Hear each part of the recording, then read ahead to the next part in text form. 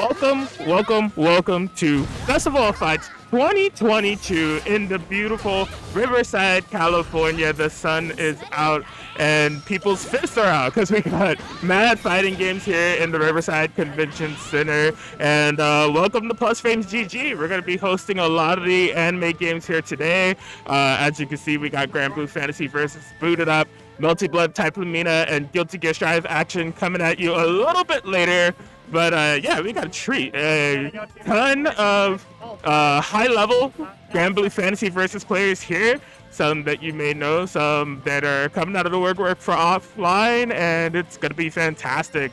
What's up, what's good, what's cracking? My name is CrackinAtkins, and joining me on the mic today, the one and only SPIRALHEROZ, making the trek to Southern California to join us today. Spiral, how are you doing? I am doing just great. It's great to be here. Very nice venue here, and good to see so many of the West Coast players in person. Absolutely, man. It's good to have you. When I heard where you were coming from, I'm just like, oh my gosh, this is commitment. But we're so happy to have you, dude. Like, it's really like a dream come true being able to like sit next to you and commentate some good Granblue action, you know? It's a dream come true for me to finally be here and commentate an offline major like this. Oh yeah, man, it's gonna be some great stuff. Festival of Fights action. So many games here today, and as I said, yeah, we're gonna be getting started with our first with two hometown heroes. So we have CheeseMcQueen versus .mp4 coming up very soon. They were doing some button checks. We got the Japanese copy on the stream set up. Cheese was freaked out. He was just like, yo, I can't read any of this. Let's do like a 5-minute long button check. Just had to make sure. Didn't want the jaunt coming in. Yeah, it makes sense. All right, and I believe we're gonna be good to go soon. We're good?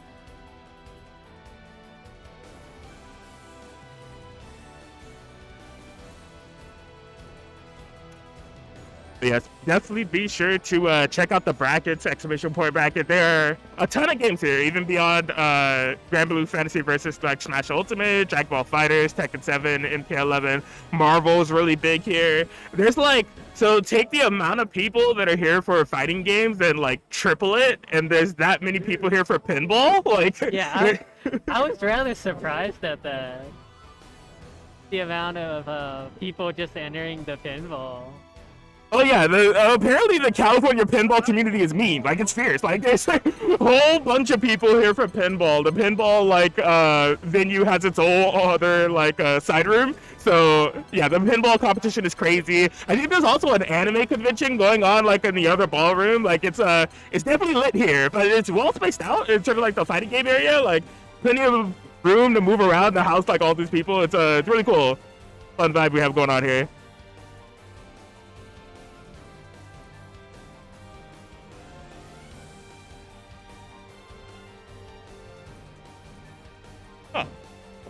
I don't know.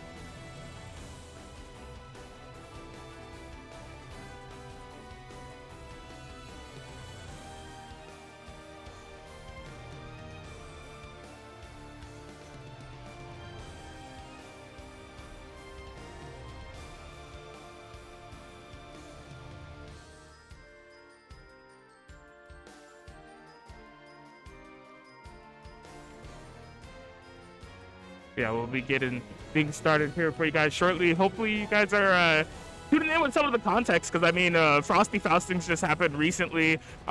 Zombie Moo, who ended up taking Frosty's, is not here. Actually, the runner-up Shuaboo, who made that insane losers run all the way up to second place, fighting valiantly, is here. And a whole bunch of other like Southern California killers and such. Keanu Ron is here. It's a pretty tight bracket.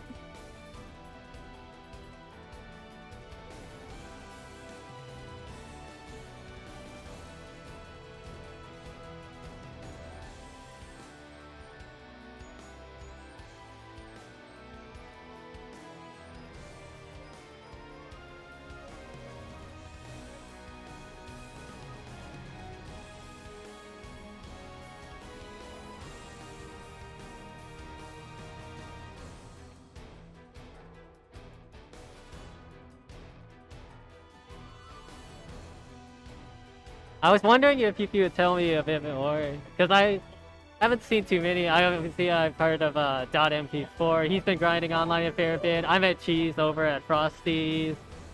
Like, Shuaboo, Kennerin, like... I was wondering if you could familiarize me with the rest of the names here. Yeah, absolutely. Here, let me pull up the bracket here. Let's see. I think ChrisG is signed up. ChrisG signed up for like every single game here. I can't even remember the last time I saw him play Granblue, but that's really just like a ChrisG thing to do. He'll just sign up for every game. So his first round matchup is against Nia, our local Belial enjoyer, Belial. So they have a round 2 match going up. The winner of that fights WD Gaster. That is going to be on stream. Local Zeta player that we have here who's been placing pretty well in our Heatwave event. So we host them monthly for Granblue Fantasy versus the multiple type Lumina.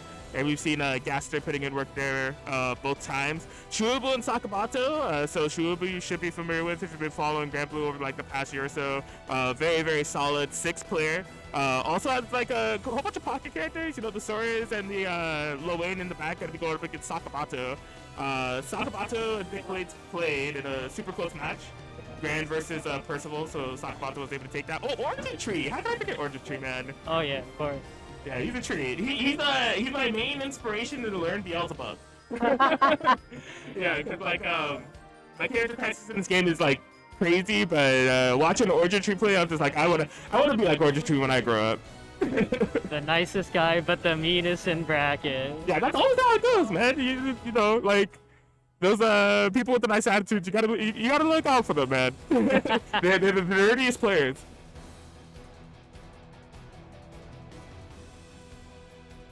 I will say, I did see ChrisG grinding a little bit of Granblue on stream before Festival fight. I believe it was the other day. Oh, okay. Interesting. Who was he playing? I think he was still rocking the Percy, a little bit of Djeeta too, from what I recall. Okay.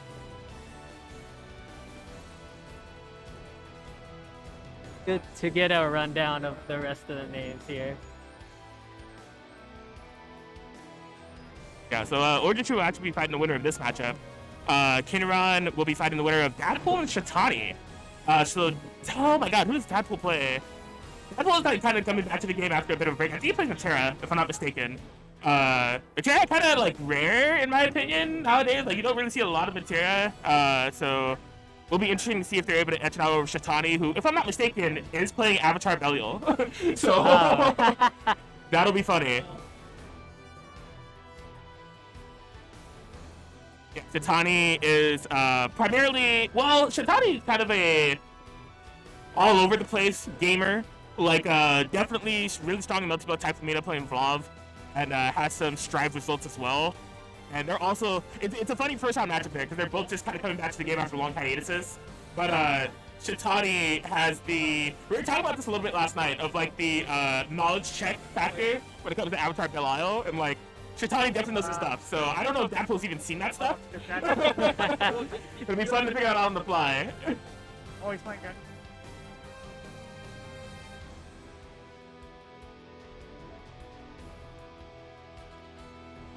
Alright. Good to go? Alright, so it does look like we are about to get started here. .mp4 versus CheeseMcQueen. I think this is Zeta versus Yuel. Yuel right. and Zeta coming right up. You got it.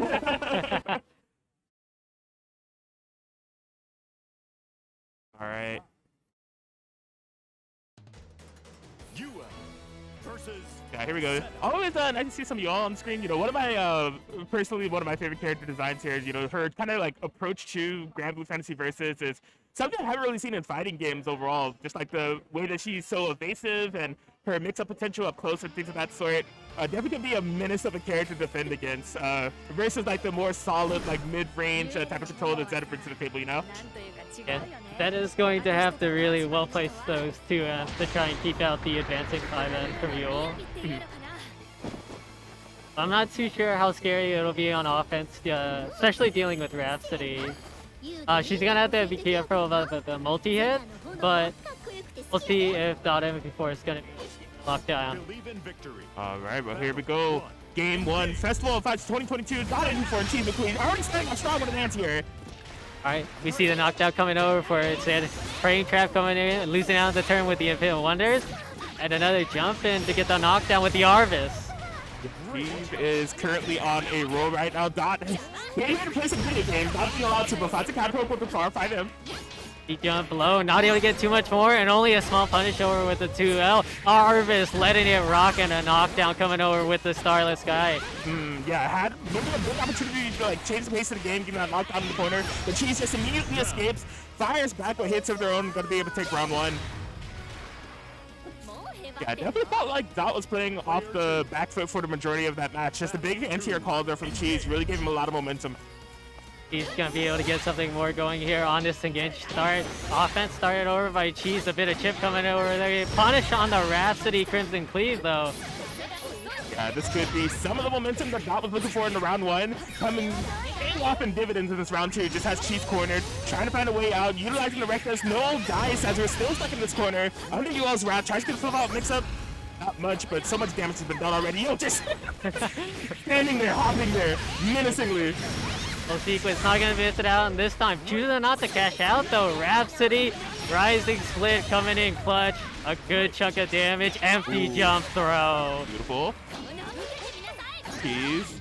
Go from coast to coast with this pressure. Has access to SSBA. If you're not, you have to be really careful about those hit confirms. That 2 unit SSBA could be a factor. Runs up throw, seals it out though before that can happen. Gonna be tying up one rounds. Cheese being a bit too respectful on defense. Run up throw, taking it, and tying up the round. Ooh. Flash scenario still in favor of Cheese. Signal drive for a bit more spacing as I see anti-air stuffed out. Yeah, beautiful stuff. You can see that Cheese was trying to opt to control that mid-range game a little bit more with the grounded buttons. Dot just using that. The perfect opportunity to get the jump in. Massive momentum here. Dot is maybe just a couple of away from being able to take this. Has the SSB on tech. Push out, still a very bad situation over by Cheese. Gonna be able to get going, but miss counter it confirmed. Unfortunate stuff, and gonna get clipped over on the run-up button. Yeah, and I believe that this should be Dot MP4. You know, despite a shaky round 1 start, because that was definitely a lot of Cheese momentum to start out with this match, Dot adapted insanely well. Like, I feel like the way that he just navigated over the ground game, it just simply found a way to approach Cheese, really paid off in the long run. Able to keep him a bit more flustered, but we see first strikes going over to Cheese, back in towards the neutral. Arvis to keep it safe. Oh my god, beautiful hit for him. So now Arvis letting the whole thing rock, punished accordingly. Medium Starlit Sky, third dance coming down to the 5M. Whip punish with the 5H, but not confident in the hit, and punished on a Hanarashi low. Okay. Nova overhead into the tick throw. That's enough on the Super Joe Oki, but beating on the crossover. Rhapsody, Crimson Cleave being safe onto that, but keeping it safe with the heavy Starlit Sky. Light confirmed, not spending the Resolute Strike though, just going for one more Oki situation. Late tech on the sequence this time, tick overhead. Auto combo over to the Flux so he can keep up the plus frames.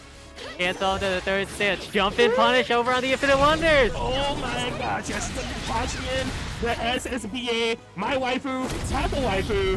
Get that damage. Eating up life bars with that, not gonna be quite enough to kill. Next hit wins for both sides here. Really changes this. How dare you try to get both frames when I have an invincible reversal? It's my round, you can't rob me from it. Jeez. Queen. Watching it out with the Serious 4, pushing it on the battle 2. Looking to tie it up here as we see 2 Infinite Wonders, but still, MP4 able to keep up the pressure, losing out on it. Yeah, establishing a little bit more of that mid-range zoning.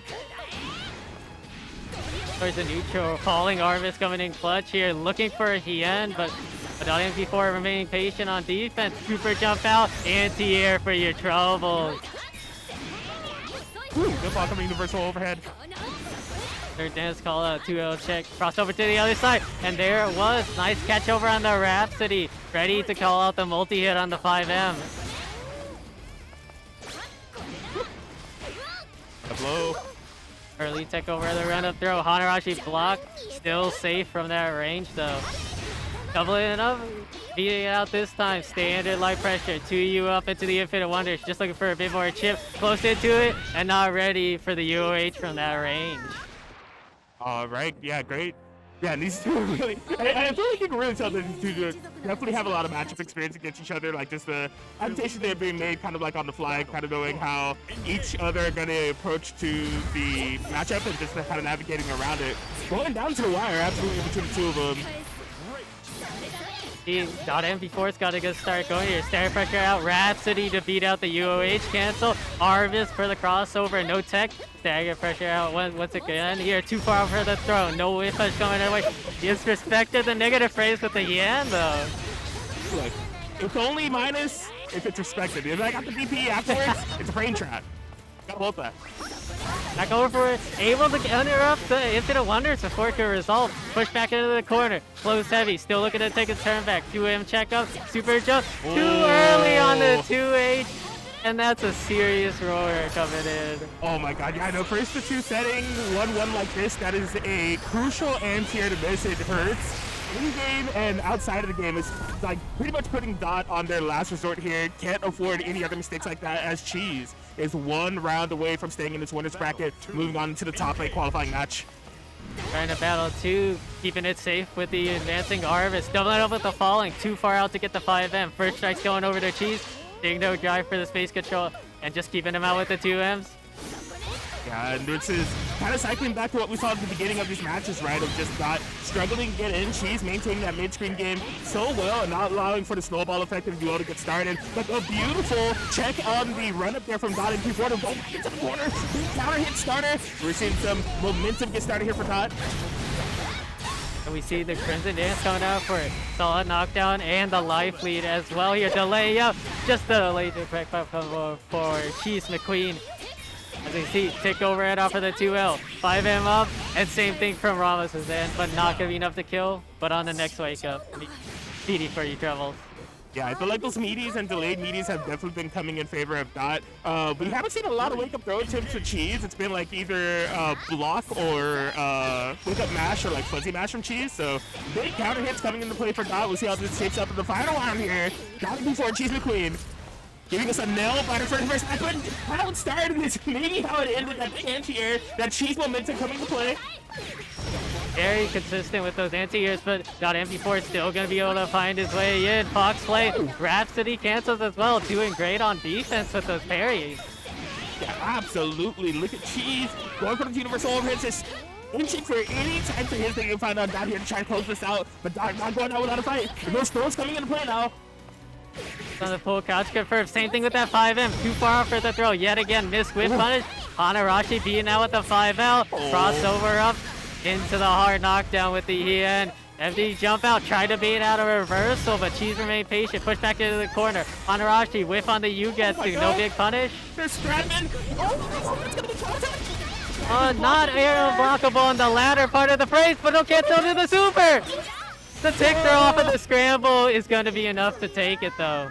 Oh my gosh, a valiant effort there from Dot. You know, I actually like that call because if Cheese had committed to like Pogo or any type of like air stall option with Zeta, that would have hit, and that would have been an insane call in conclusion for that match. It just didn't quite work out, but Cheese ended up dropping the punish, having a one more basically mix-up scenario going on there, but was able to be victorious in the strike throw situation, take the entirety of the set, and CheeseMcQueen will be moving on in the winner's bracket.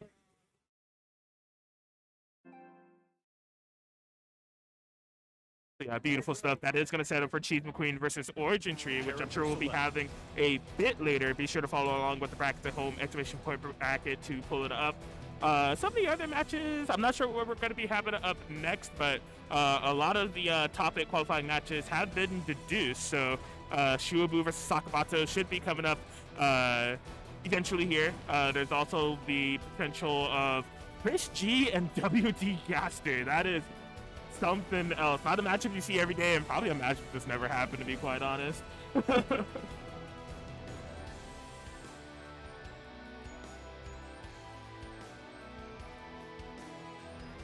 Yes, you guys are all tuned in to Festival of Fights 2022 in Riverside, California. Granblue Fantasy versus action on twitch.tv/PlusFramesGG.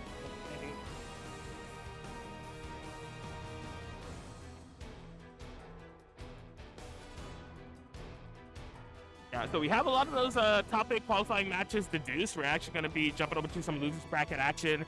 Going to be having ThiccBlades and SakuyaFM up shortly here. If I'm not mistaken, ThiccBlades, Percival player, coming into the fray here. I believe we just had seen them earlier. But... Yeah, indeed.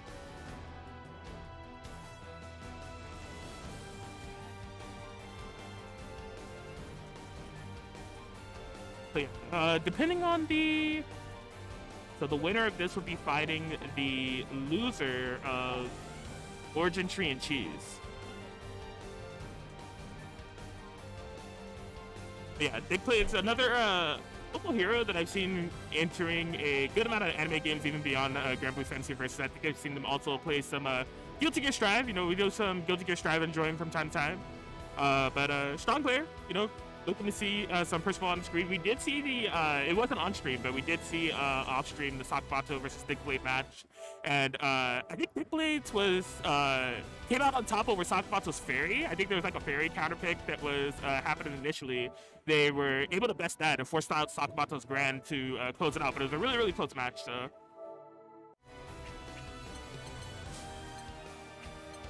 The question is, what is SakuyaFM bringing to the table? Because I can't say I'm familiar with the player. I'm not sure if I've seen them play before. Are you familiar with SakuyaFM?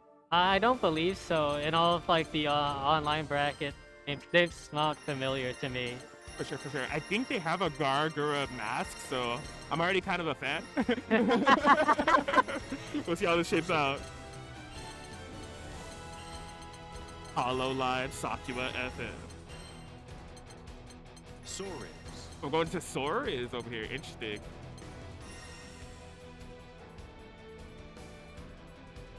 A rather interesting matchup. Percival definitely has the buttons to keep out the impact knuckles, but he also just can't recklessly trauma ray a neutral, or else he's gonna end up getting the dash punch. Right. Yeah, so I have to be a little bit cautious about how you go for those charges, right? Just based on Soriz's full screen check potential, or close to full screen check potential. Yeah, with the like 5M does wonders. Yeah. Catch out a lot of his buttons. So you Soriz is 5H, his dash punch, anything of the light, his main tools, caught out by that move. Battle 1. Engage. Right, are they, yeah, it is a theory. It's ready to do a spacing, we're going to a footsies, here we go, ThiccBlades for SakuyaFM.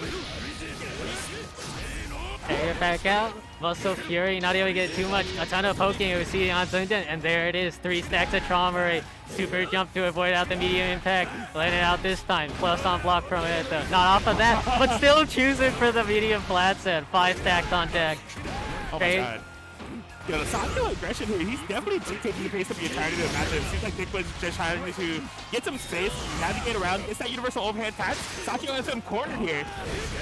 It's perfecting the plus frames off with the flats and maintaining the life lead, but that could change at the top of a hat with the install. But he's expecting all of these negative dash punches, doubling up on it once again with the punch to stars, and caught him trying to mash on wake up. That's first round going over to Sakuya.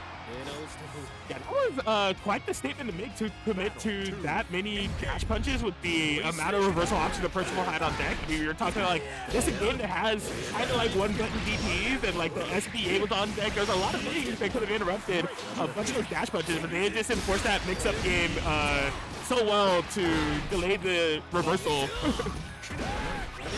Impact Knuckles flatten out once again, not letting you have any more pressure, and there's the 5M. Looking at through, miscounter confirmed, too far out. Horizon, no clean hit, but the UOH on the wake up.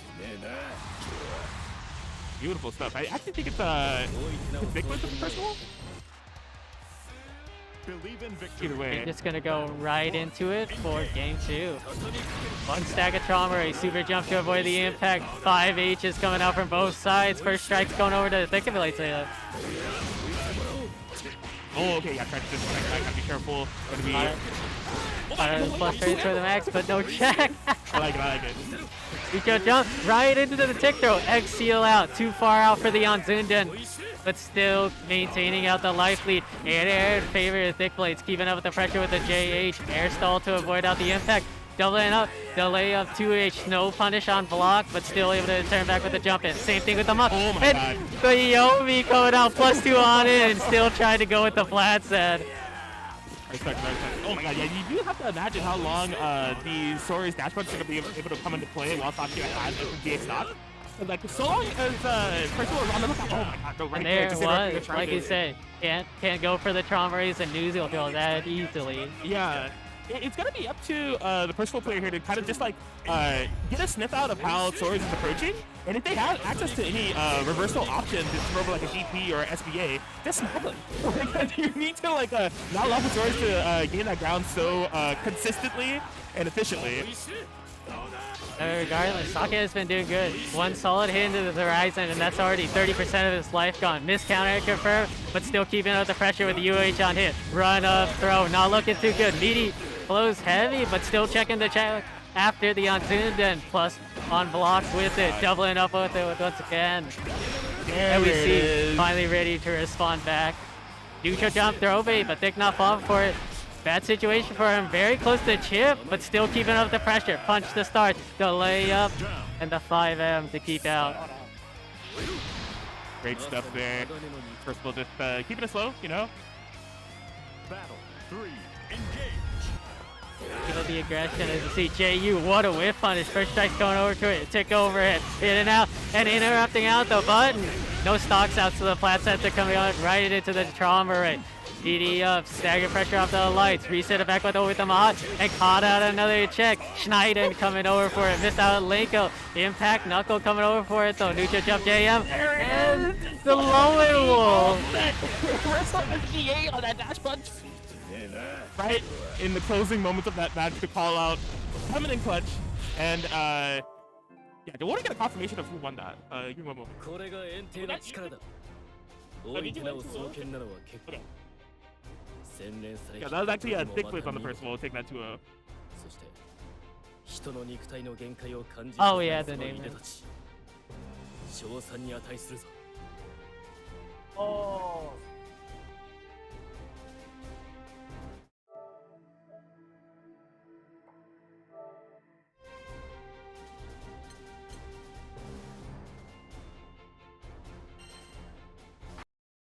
Okay.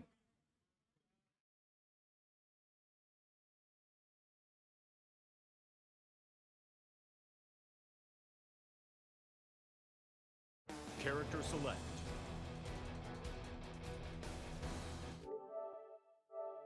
What up?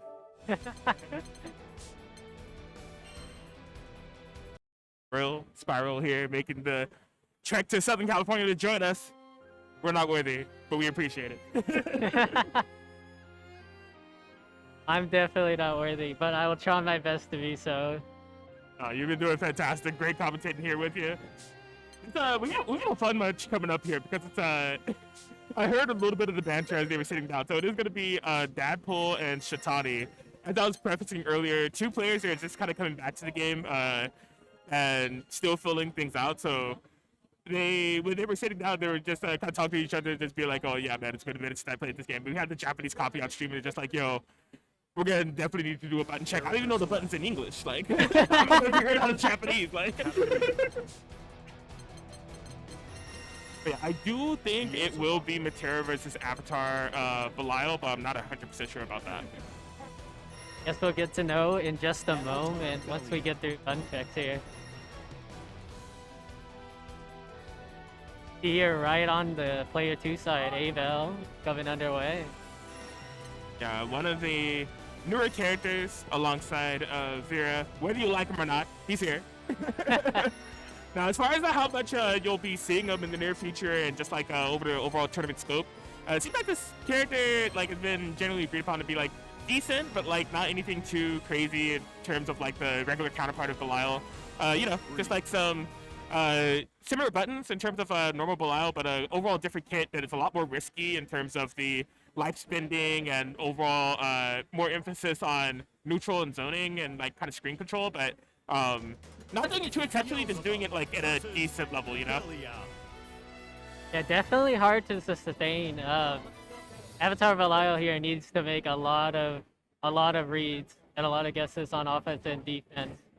because with how much health he spends on a round-to-round basis, he pretty much has an effective health of like 7.5k. So it can be very hard when anybody can explode you in 1 or 2 hits. Looks like we're getting a check underway. The other character that we have on the screen here, if that is what's going to be. Some hitbox feedback going on. Your down input working? Mine is. It's at a like unnatural rapid pace though. That's how you know they're on the hitbox.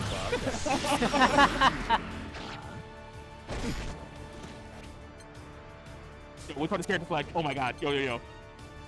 Side bets on how long it'll take. Okay, they figured it out. I'm gonna say it's gonna take them 3 tries. 3 tries to figure out which one was character select. They had the right read. Oh man. Yeah, it seems as if buttons have been checked. We are good to go. Are these the final lock-ins? Shatani on that avatar of Belial. Beelzebub.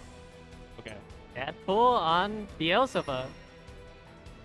A solid pick. I mean, altogether, Beelzebub definitely one of the stronger characters in today's meta landscape as far as Granblue is concerned. Just a lot of great buffs in recent patches, and a really menace of a character to deal with in terms of neutral skip with the EX dive and just very good fireballs, screen control, and things of that sort. He's a menace. He's a menace.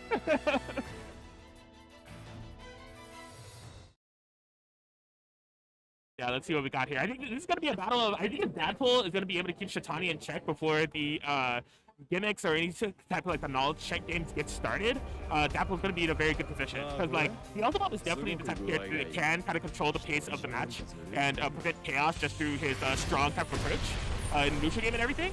But Shatani is able to find those opportunities to get that high kick or really start like gambling and getting in and forcing Dadpool to basically have a counter argument in a basically no evidence battle. It's gonna be kind of rough. But let's see how this goes. Game 1. Back and forth, and we see there rejected choose for a bit more spacing.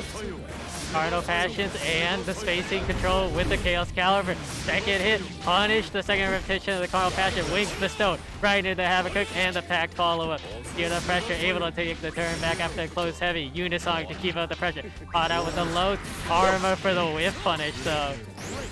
Oh, didn't opt for a knockout there, just combo into fireballs, get some knockout after the EX and strike those situations. Dadpool, like I said, coming out on top and in the exact way that I thought it would be. You know, just controlling the pace, not letting Shatani make too many gamble options in the neutral game, and just keeping it solid, straightforward. Just not too many interactions for him to work with. See the spacing control with the Havoc in it, but the shadow step coming in clutch. Flash on the situation, trade over, still in favor of Shatani, but we see the Langelon field to bite out of pressure. Doubling up, pack follow up at the card pressure, wings bestow, too far for the Barbados, but only a small punish on Dadpool's end. Still chipping away on with the Chaos Caliber, blind devotion to get out of the pressure, close media pressure coming in. Oh my god, this is kind of tense. SSBA on both sides. This goes for the DP.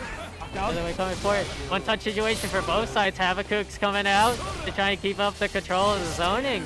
Pushing him slowly back into the corner. Shadow step punished out and able to get the link out afterwards. Very fast recovery on it, allowing him to get combo opportunities. Very rarely seen those since you can duck it.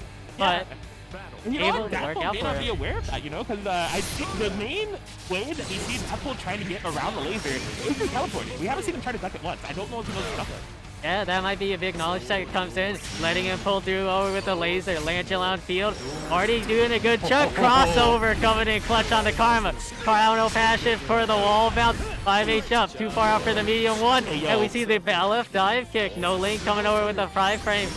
But now looking to keep up the pace. As I say that, Dadpool shadow stepping out.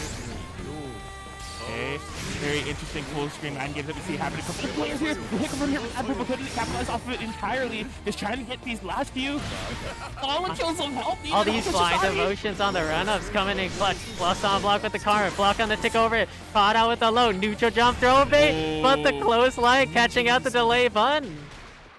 Oh man, and Dadpool gonna be able to take the first game here. And That's good for Dadpool, because I'm definitely seeing some things that are happening out there that Dadpool doesn't have the ideal answer for yet, but he has a answer, and it has been the right answer more than majority of the time in terms of like that full screen laser. If he does figure out that he can duck it, I think that's going to change the aspect mentally to win situations like this, because taking this counter hit damage, it's not necessary. I will say he has been aware enough to be patient with the Unisonic. Not trying to get out, but Okada on the other side with the ledge on the field. Same thing, crossed up, got the Carnal Passion, a bit of a scramble, but we're back in towards the neutral. This time Shatani with a life lead, but that could change at the tip of the hat. There it is, the Unisonic.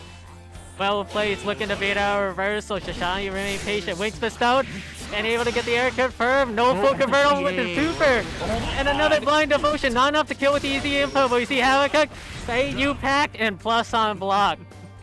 The amount of fire these two are playing with, they are absolutely pyromaniacs at the moment, because there's so many potential round-ending situations for both players there, but it going completely down to the wire. Shatani able to come out on top, fighting for his life at the moment.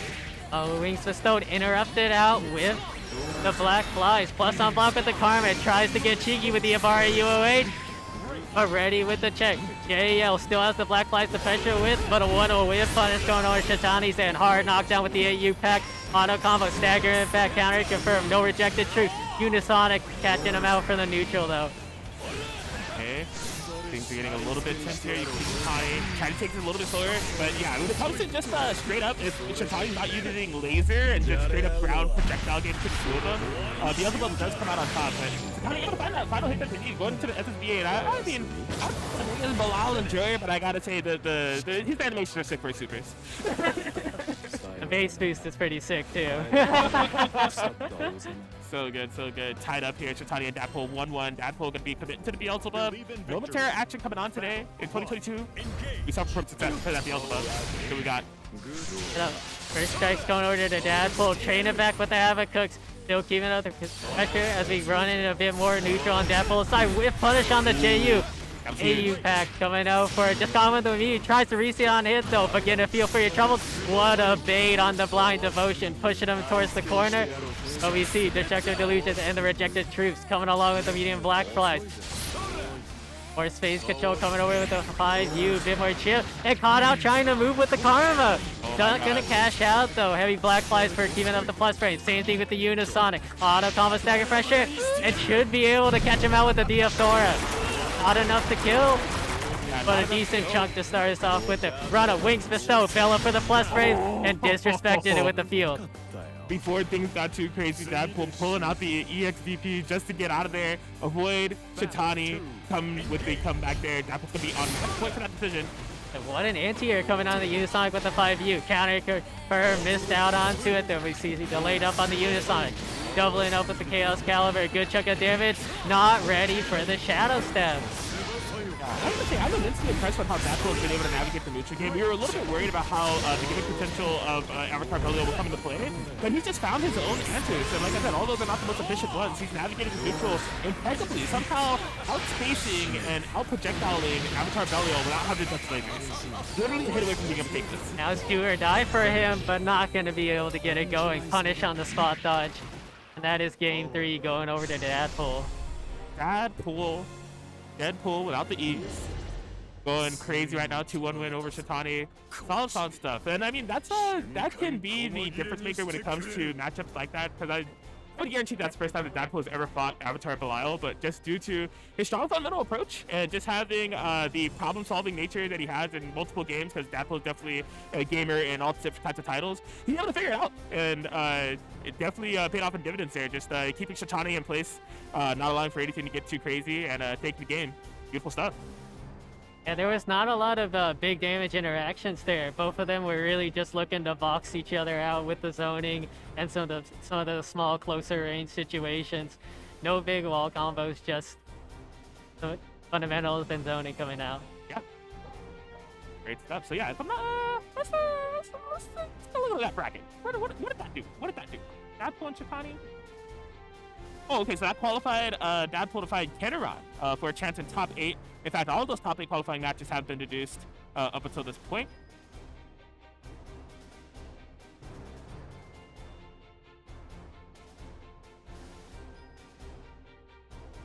we figure out what we're going to be having up next year at Festival of Fights 2022. I hope you all are enjoying yourselves. All 54 of you are watching. Thank you for sticking with us here at PlusFramesGG. Multiple streams and games going on here today. As far as what's going to be going on in this stream, Granblue Fantasy versus multiple type of mean a little bit later, and Guilty Gear Strive to Cultist Off for the night in Riverside, California. While we're waiting for the next matches to come up, as always, if you want to check out the bracket, exclamation point bracket, and if you want to come in to help support at the Match Arena for all of these West Coast boys and everyone else flying into SoCal, we got hashtag Match Arena, and we also need to give a big thanks to all of our sponsors here over at the Riverside Game Lab. Absolutely, this is Festival of Fights in Riverside, California. You may be familiar with the Riverside Game Lab. Shout out to Rowlet here with a direct contribution to Match Arena saying, oh my, that's all on you, Spiral. Yeah, I want to hear Spiral say, Shuna Vinta Hugo. Thank you for the $5 to the Match Arena. There you go. You ask and you shall receive, all right? But yeah, by any chance of something that you're asking for is an arcade in Riverside, California that has hundreds of titles, pinball, and virtual reality games. I am here to tell you that is something that does exist. It's Riverside Game Lab. Be sure to check them out. Without them, Festival of Fights definitely would not be possible. Shoutouts to Alex and crew for hooking it up. They do have FGC and Smash tournaments weekly. We are a part of that. We do Guilty Gear Strive bi-weekly tournaments, and also Heatwave. You may be familiar with that. That's Granblue Fantasy versus multiple type of action coming at you monthly. The full bar and kitchen, Riverside Food Lab is just a walking distance away. They have craft food hall with 15 restaurants and bars. Lots of great options there. I definitely recommend trying out the chicken place. That place is pretty good. They have some really nice fries, the Nashville hot chicken. And also ramen. There's Monty's. It's like a vegan diner over there. Beautiful stuff. And yeah, Festival of Fights would not be possible without the product sponsors. Now, Liquid Death Water. Every guest here gets a Liquid Death Water. It's a very intimidating can, but it's just water. Trust me. And Red Bull Energy. Hey, I mean, it's just the energy drink that's so good. A lot of players soaring in the bracket, but Red Bull Energy, it gives you wings.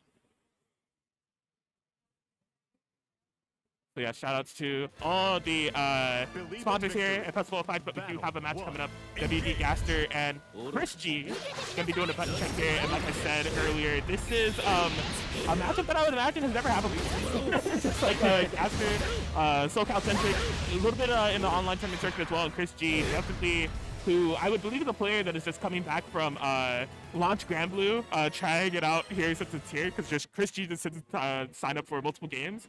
And, I think he signed up for like every game. I'm pretty sure he signed up for every game.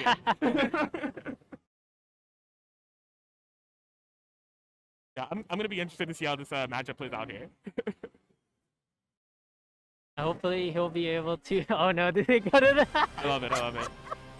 I think it'll be fine. Yeah, we'll be good. We'll see if ChrisG is going to be able to de-rust and continue on. Meanwhile, Gaster has been grinding this game along as well with Strive, I believe. Yeah, he definitely does play Strive as well. I believe he plays a very interesting dichotomy of characters, because in Strive, I believe he's a Potemkin enjoyer, you know, yeah. A Garuda gremlin, as I would call it. But in this game, he does play some Zeta, so complete different playstyle of characters. But he plays them both pretty well, so. Zeta. Yeah, we do see the Zeta pick for Gaster and the Djeeta pick for ChrisG. Okay, Djeeta over here. Before. Very interesting. I'm wondering how it's going to play out. Because definitely has a harder time in footsies compared to Percival. Right. Yeah, and I think it'll be a matter of how well ChrisG is going to be. You know, this may be another test of fundamentals here, as what we saw with Dadpool. Because I think ChrisG's neutral control is really going to have to come into play here, because if there's anything I know about Gaster, he's definitely a very aggressive player. He's an aggressive player, kind of pushing the issue, really taking the fight to you.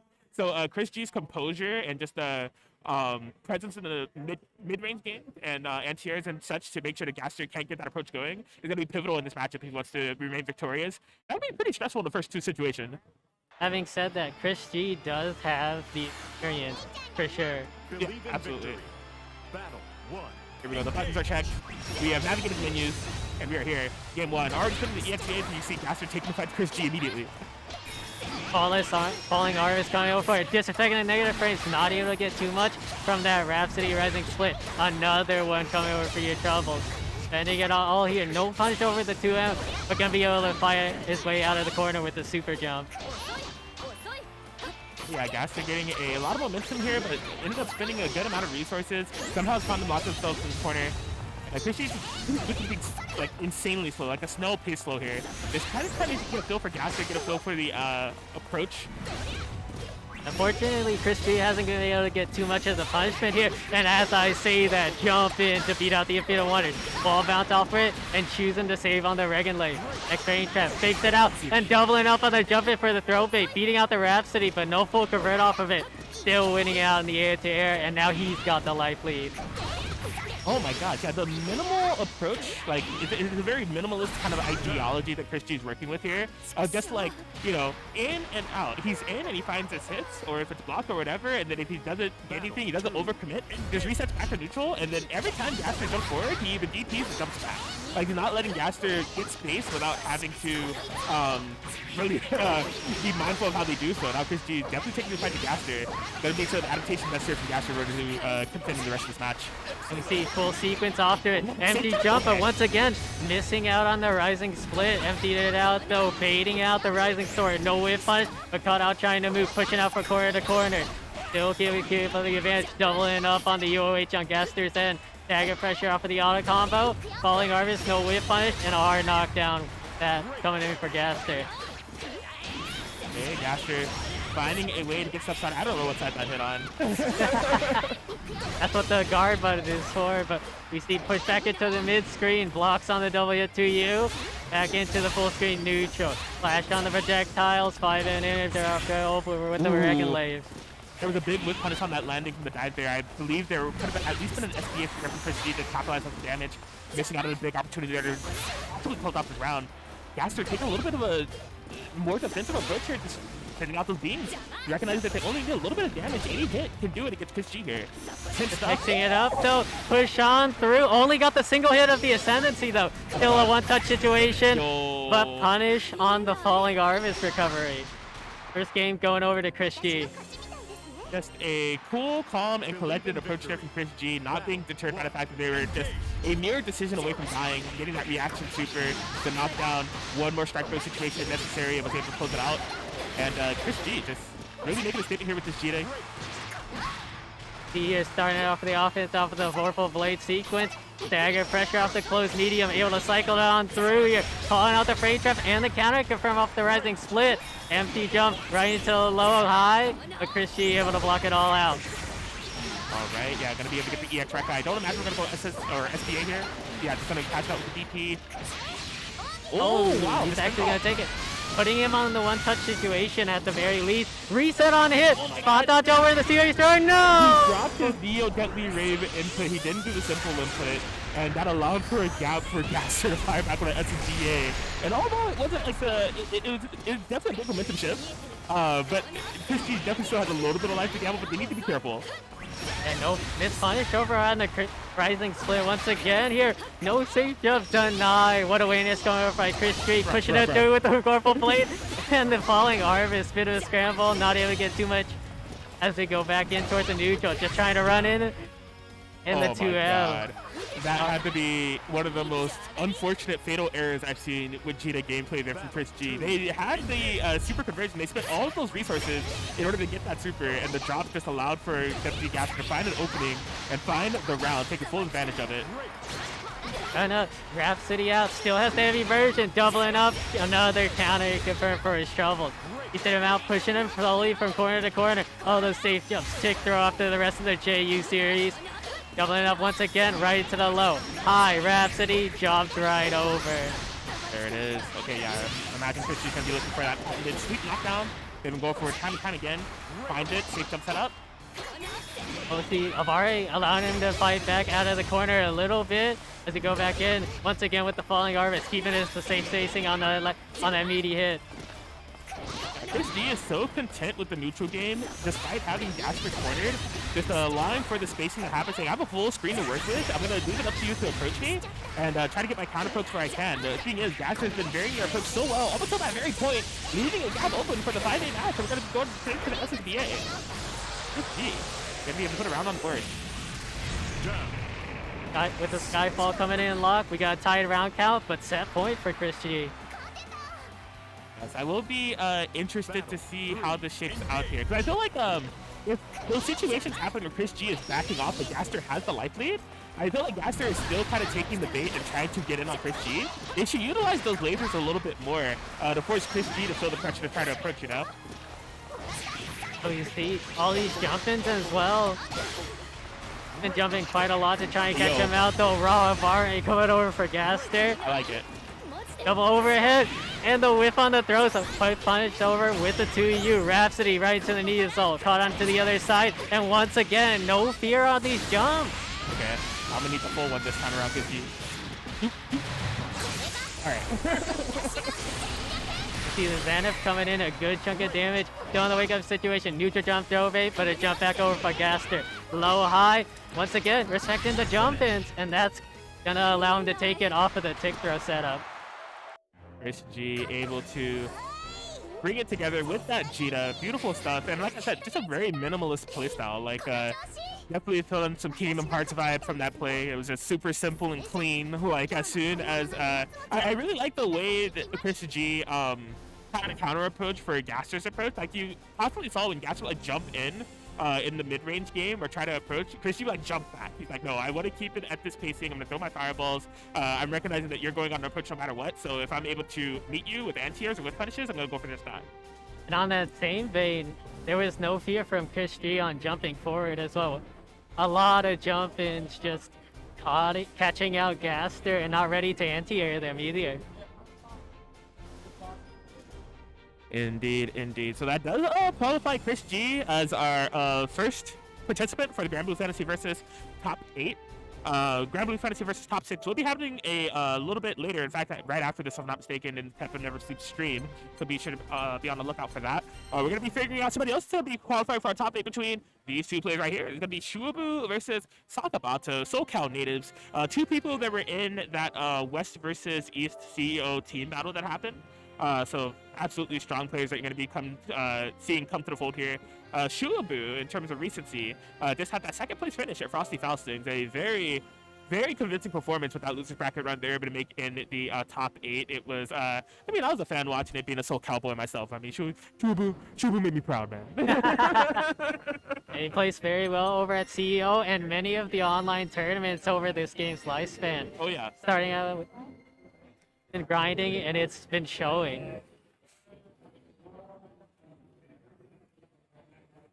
Once again, while we're getting the matches set up, there is always the brackets that you look at with hashtag bracket and the match arena to help contribute. I believe we still have plenty of codes left over, right? Yeah, I believe so. You know, exclamation point match arena in the chat. Be sure to utilize all those codes so we can have even more payout for the players here. I believe there are definitely pot bonuses in play for all the games here. But, you know, free money doesn't hurt. It only helps. And it just takes around 15 seconds of your time. Log in through multiple ways. Hit that claim code button. And donate free money to the pot. We greatly appreciate it. If you want to do a direct donation, you can do that as well. And, I mean, this isn't an official thing, but, like, there was a direct contribution made to request for Spiral to say a phrase. I'm not going to say that we'll say everything. I'm not going to put Spiral on that spot. But, I mean, if you were to do a direct contribution, leave a note there requesting for Spiral to say something. It may or may not happen. All right, we have 100% track record so far, so take that as you will.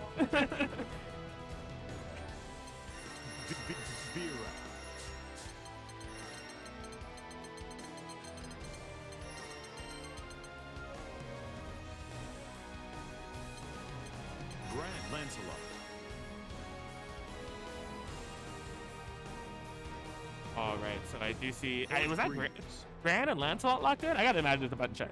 Yeah, for sure, for sure. Shuaboo does have a Gran. I'm not sure about Sakabato though. I think it's like Gran, Djeeta, Charlotta, maybe Vera too now, but yeah, Sakabato definitely has a plethora of characters. Some of the ones that you've named. He also has a fairy, because he did play that against ThiccBlades earlier in the bracket. And I think there's even some other characters beyond that. Sakabato is a enjoyer of multiple characters in this game for sure. Believe in victory. Battle 1. Engage. So they are going to be going for the button check. I mean, so there's a couple things at play here. Because, like, Shuaboo, He does have the 6. I mean, that's what he's mostly known for, but I've been seeing him also, in terms of heat wave, play like very different characters such as Lil Wayne. Reaching the Soriz come out to play as well, so if you're like both of these players here, you got to be imagining what either player is going to be going for. Like, I would think that Shuaboo is going to be all business, just going for 6 through and through no matter what, but he may throw that curveball in there. So I don't know what Sakabato's counterplay mind games is like going into the set, given the amount of characters that he has at his disposal as well. Character select. I think with his roster, it still may be very difficult. 6 is a very, very good character. Charlotta. But it's just a matter of what he feels super comfortable with. And I think we're seeing that pick come out with the Charlotta. Yeah, it's going to be rallying the potato army together. Spuds and Buds over here, Sakabato with that Charlotta pick. Going up against Shuaboo with that solid Seox 6, whatever you want to call him. I'm calling him 6.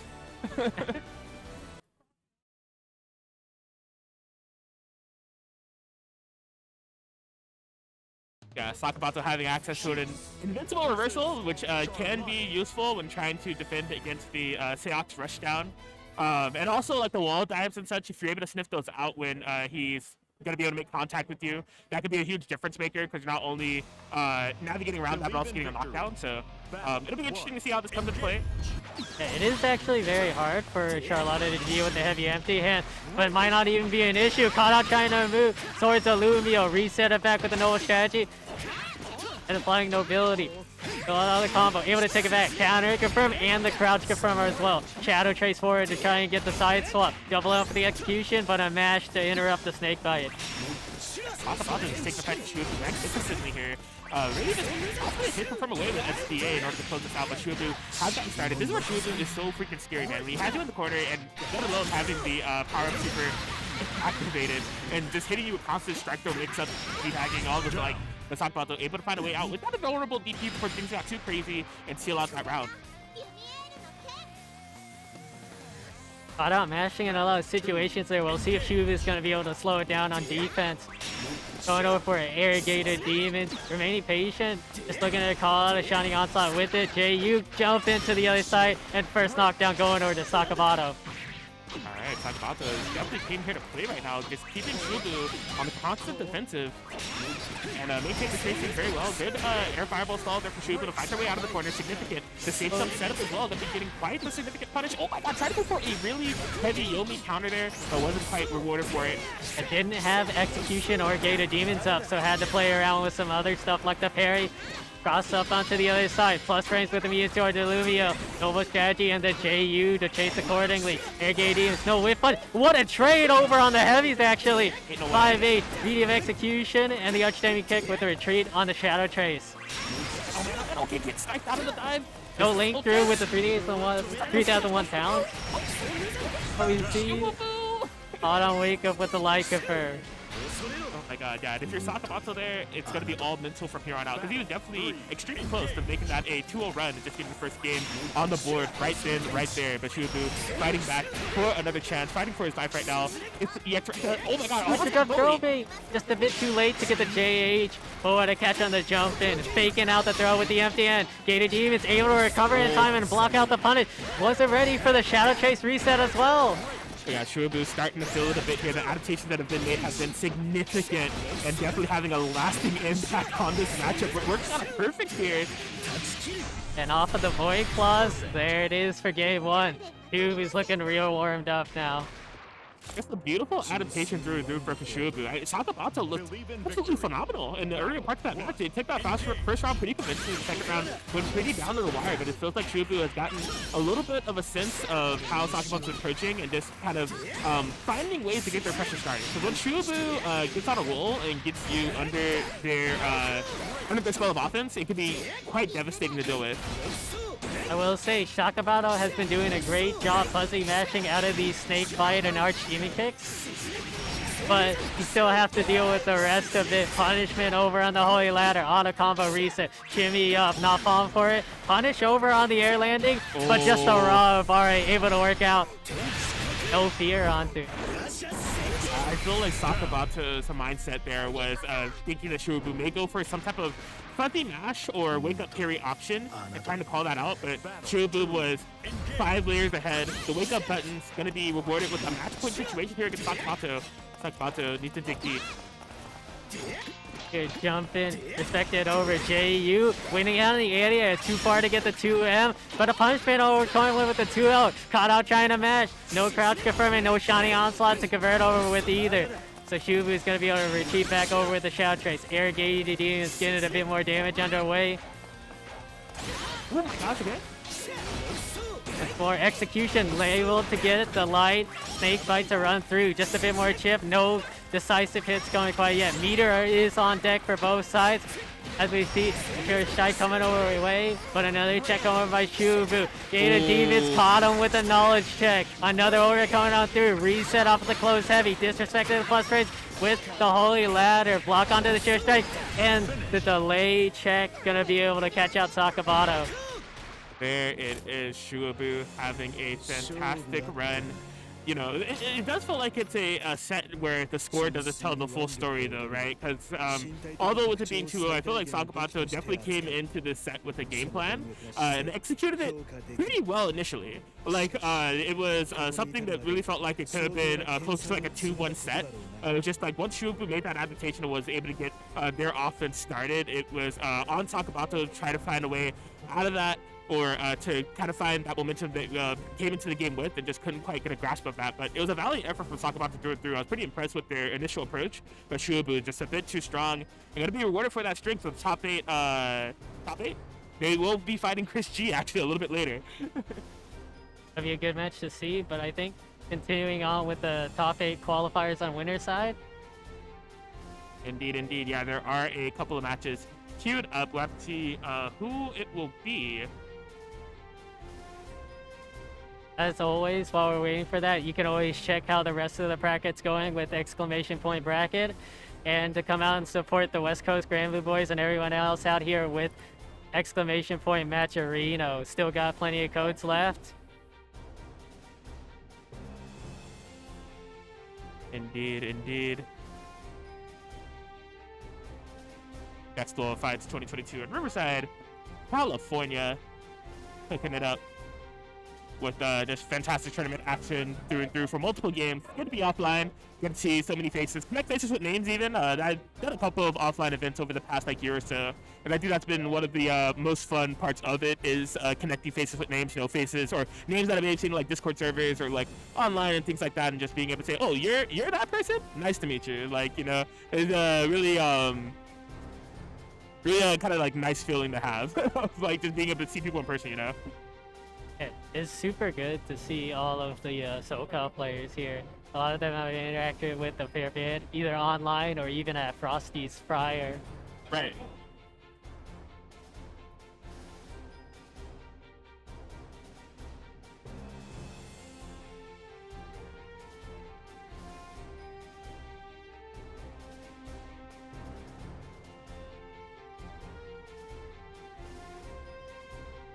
Oh. Okay, it looks like we're going to be getting our next match here. It's going to be a loser's match, if I'm not mistaken. Or... never mind, it won't be a loser match. It's going to be OrijinTREE versus CheeseMcQueen that's coming up. It's going to be a top 8 qualifying match for winners.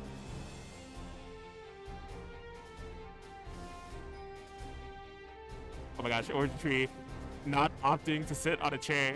That is so outdated. We don't need chairs for where we're going. Bringing out the Pelican. That's how you know it's real.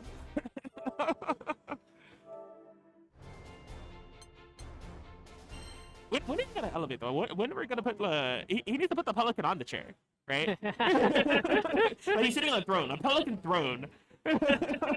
That's how you know it's serious business for him. All the prep coming up, the case, the controller, the phone. Oh my gosh. Now I do have a worry here. If you know anything about OrijinTREE button binds, is he gonna be able to figure this out on the Japanese copy? Like, oh boy, we may have to do we have to check the Matcherino? There may be some spiral word saying requests on the Matcherino from what I've heard from chat. Spiral word saying requests. Here we go. here from Plastic Mac, the $5 contribution. Can I get Spiral to explain Percival's command dash follow-up?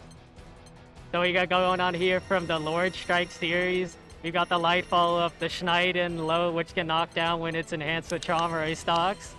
We have the Mocked, which is not an overhead, but allows you to be plus on block and allows for beefy counter hit confirms.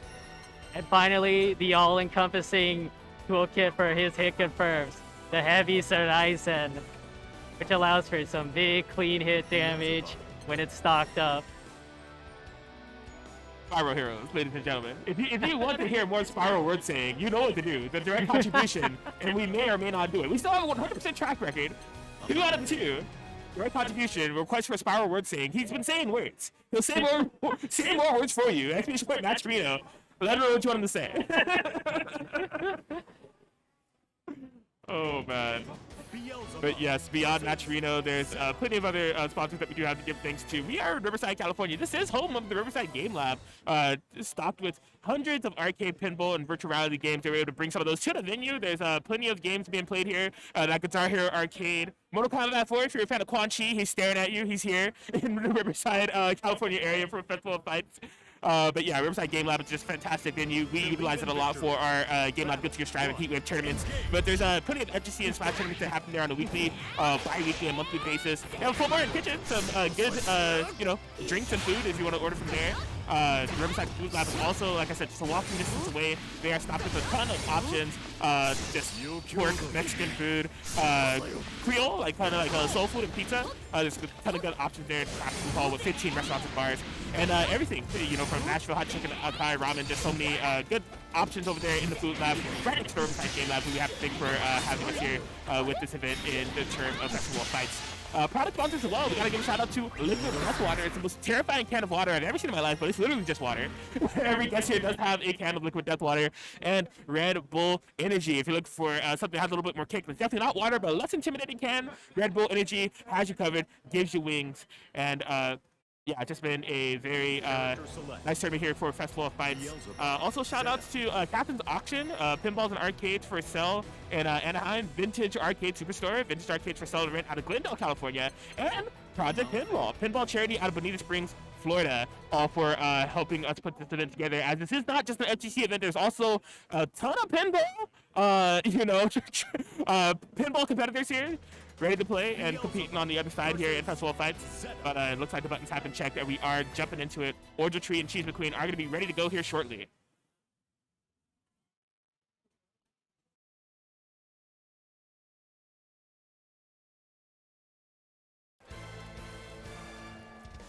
So yes, this is a top 8 qualifying match for winner's side between the two of them. OrijinTREE we have not seen on stream yet. CheeseMcQueen did have that solid victory over Belial before, if I'm not mistaken. That was our first stream match. But two high caliber players coming out here, and I'm excited to see the matchup between the two of them. Believe in victory. We've got Believe in Victory. The engage start coming over for an anti-air to start us off, and already all into the corner. Tickdra, Latex, and the field to get him off. So interesting. That was a equivalent round to what we saw from Cheese previously on his stream match against Dadpool. He's so solid with those Zeta anti-airs. The medium of Chaos Caliber, not falling for a low anti-air at this time with a close heavy. Still been super solid with it into the pogo, but disrespecting it out. Anthem coming in. No super weird to work out with it. J.U. can punch out the 2H. Very strong at getting out those late anti-airs. No catch on the Chaos Caliber. OrijinTREE too high up for the Karma. Unfortunate stuff, but not too much damage coming over for that mistake. Just about even on life. Maybe an advantage of Cheese. Delaying the Unisonic to beat out the anti-airs. But Kata for trying to catch out the Rhapsody, but put himself just a bit too close for the Ibarre throw. I gotta say, that felt like a matchup that could have gone either way through and through. Like, OrijinTREE's counterplay was absolutely on point. Calling up the safe jump with the command throw, I mean, it's essentially like anti-air, right? Was definitely a very nice presence of mind there from OrijinTREE. The team was able to seal out the game just for the round, a round away from being able to take this, but OrijinTREE didn't make a response. Has about half the job done on the life bar. Beautiful anti-air DP. And we see still doing a great job at delaying his jump-ins between JU and Unisonic, allowing him to push to the corner and get that Black Spear confirmed. Indeed, OrijinTREE finding ways to just kind of pierce their way through in the neutral game and get in on what has been a otherwise pretty safe and sound CheeseMcQueen as we're into round 3 situation. Jumping over the fireballs on it, trying to get a bit of contact, but yeah, we're seeing a lot of the air stall techniques come to play for OrijinTREE here. They're stalling in the air, doing the dive, baiting out these CheeseMcQueen anti-airs that have been pretty much on point up until now. We see CheeseMcQueen showing his familiarity, being able to challenge all these karma cancels with Rhapsody, and there with the spot dodge as well. We have punish onto the Rising Splits though. Caught onto the other side, and no check on the Shadow Step. Just a bit too late on it for it. Frame trap, reset it back with the karma. Delay button, and caught out with the low. True block string coming over for him. And the finish. Beautiful stuff from OrijinTREE, able to pick that first game. It was another situation of like we saw a solid start there from Cheese, but Origin was able to bring things together, and I think this was significant in terms of offensively and defensively of it all coming together for OrijinTREE. We're seeing the approach of Beelzebub being all over the screen, utilizing the teleport and the EX dive extremely well, but also just making it really hard for CheeseMcQueen to fight out, and when he is on the defensive, just having impeccable defense overall. OrijinTREE looking really solid as going to the round 2. CheeseMcQueen looking to change tides. We see a good chunk of damage here, even on hit. No fear on the Ibarra. Crossover into the other side with the Shadow Step. Medium Chaos Caliber. Jump in, punish onto it, and he's going to cash out immediately. Karma up. Is he going to go for a sequence? No, just a knockdown over with the field. And the empty jump low.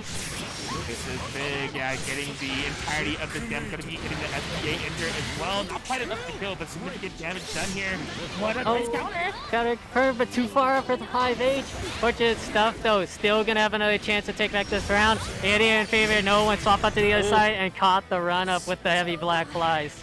Yeah, I'm really a fan of OrijinTREE, just kind of opting to control the space there. You can tell that Cheese was trying to get in range to opt for anything that was going to lead to an SSBA. I mean, 2U is a common one from Zeta, and multiple other things that she could do, to, like if she needs a momentum shift type of closing call out there. So, good stuff on OrijinTREE. Just controlling the mid-range, around away from being able to take this, has Cheese back against the wall. DP going to maintain that corner positioning by all means necessary. Oh my god.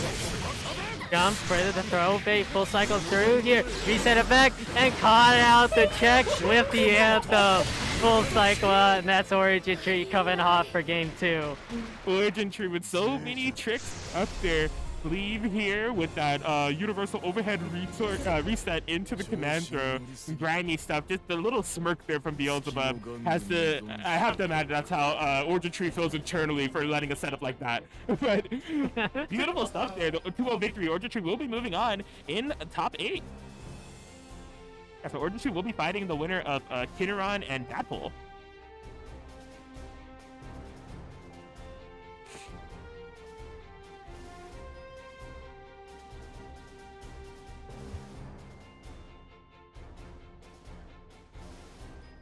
Around Dadpool. I imagine that is a matchup that we may have going on for y'all a little bit later, as Dadpool is playing a Arc Revo match at the moment. But there are definitely some losers matches that we may be seeing. Sakabato and .MP4 and WD Gaster, Shatani, just name a few. Exclamation point bracket if you want to follow along. But yeah, as far as character spread, what we have in the top 8 thus far, so we have 6 Djeeta, question mark. There may also be another character in play for ChrisG. We're not quite sure, but ChrisG is what we saw previously. And OrijinTREE qualifying with the Beelzebub. I do see ThiccBlades coming up here. So yeah, ThiccBlades versus CheeseMcQueen. Looks like it's going to be the next matchup. Cheese going to be coming right back up the stream, this time with different things at stake. Well, the same reward is at stake, top 8, but under a different context. This is for loser side top 8. They must win this sort of the same tournament. ThiccBlades we saw earlier with that Percival gaining, looking pretty solid here. Was sent to losers by, who was it? What do we have here? Was sent to losers by Sakabato in a very close bout. But I'll be interested to see how this goes along the Percival versus Zeta matchup.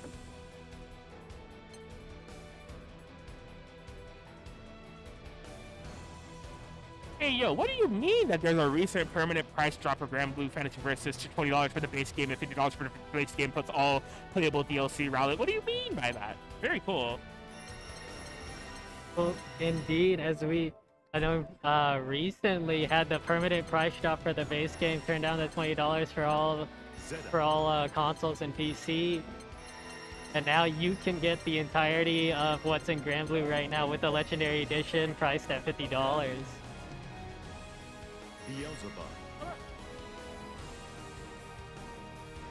Shit, I should introduce.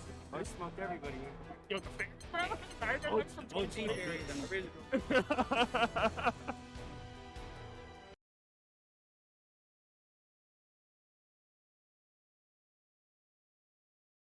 All right, ThiccBlades, CheeseMcQueen. I wonder if they're going to be going for the button, the check.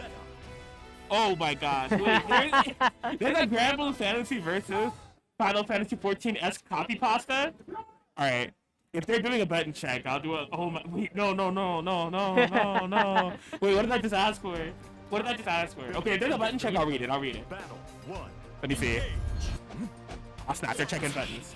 Well, since they're checking buttons while we have the time, do you know the critically acclaimed fighting game Granblue Fantasy Versus has recently received a huge price drop? For this game for $20, or the entirety of Granblue Fantasy Versus and the tournament-winning DLC for $50, take Flight Sky there and enjoy the Grand Cypher today. There you have it. You filthy animals. I love it.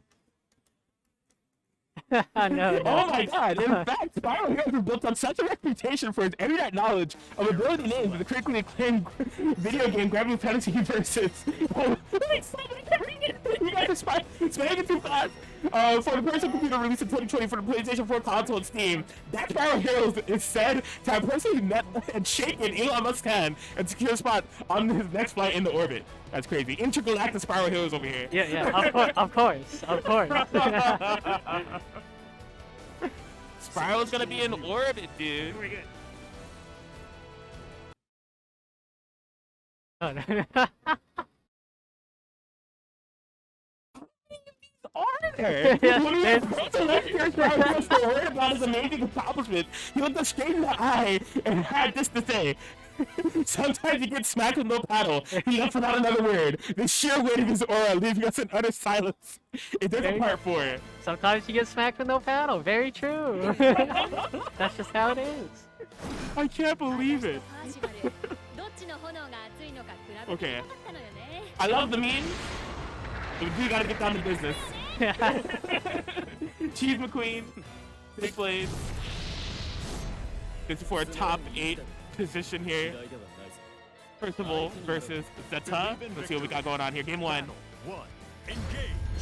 Alright, our battle start already. One stock here, and Cheese showing off how strong it is, and the big damage coming over. Able to get the sequence off and baiting it out with the safe jump. Standing it back out, and he's fighting for his life already. Anti out with it, and able to get the 5H link. No cancel to anything.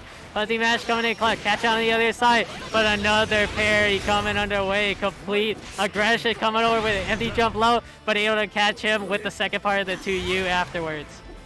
All right, CheeseMcQueen having fantastic momentum starter here for that round. Gonna be able to take it, put it ThiccBlades.